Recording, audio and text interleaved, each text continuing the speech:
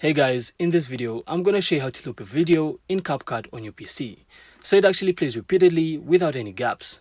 So first, simply open CapCut and input the video you want to loop. Next, you're going to have to select the video clip and then right click it and choose copy. Then simply paste the clip right after the original file in the timeline.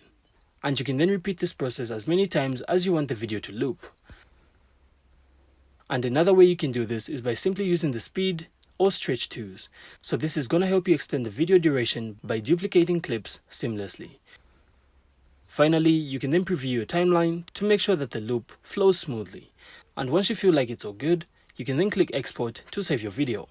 And that's it. So your CapCut video will then play on loop exactly how you want it. So it's really that simple. I really hope you found this insightful, and if you did, then make sure to leave a like and of course subscribe. Then we'll see you on the next one.